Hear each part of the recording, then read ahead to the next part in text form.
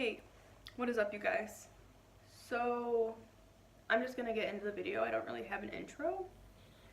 This is mostly for my subscribers from the beginning who have watched my pets video. I'm gonna make this like not dramatic at all because we know how life is and we know that things happen, and I'm sure now you guys know what's coming. All the snakes are fine.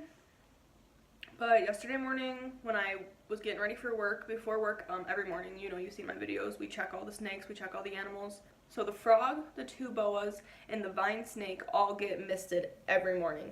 And sometimes even every night, depending on how their humidity is. They need, you know, high humidity. And Mr. Frog didn't look too good.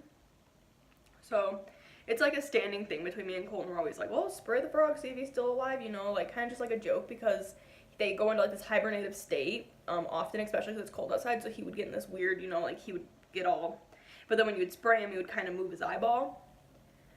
So I'm like, okay, I'll get the spray bottle. So I get the spray bottle without like opening his tank. He was in like a little, like a nano tank. So I just like looked at him from above and I sprayed him, and I'm like, I really don't think he's breathing. So then I opened it and his legs were all like sprawled out. I could only see his front legs at the time. So that's when I was like, yeah, I'm like, oh, he's dead. So then I started crying because I don't know what happened, and we love our animals, and we've had him since April, and we haven't changed anything. It's not like we didn't change the environment, we didn't change, you know, like the way we were like treating him, the way we were feeding him, what we were feeding him. Everything's been the same. The only thing that we can figure out through our research is called toxic out syndrome, which is what we think he may have died of. The thing with that is everything you read online makes it seem like, oh, if you don't change them out enough and if you don't give them water enough and blah, blah, blah, that's like what it could be. And what I was reading is they show early signs of it, so you can actually save an amphibian. I think maybe it's just frogs. You can save them from getting toxic out syndrome. So like the beginning stages of toxic out syndrome is like sporadic jumping, which the Pac-Man frog really doesn't do. Like he's not just like jumping around his cage. He's pretty, you know, he sits basically.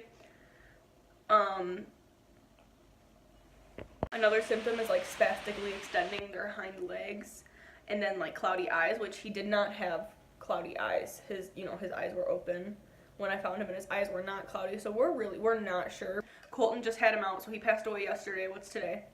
Today's Sunday. He passed away Saturday. Colton had him out Friday night. Holding him, he was fine.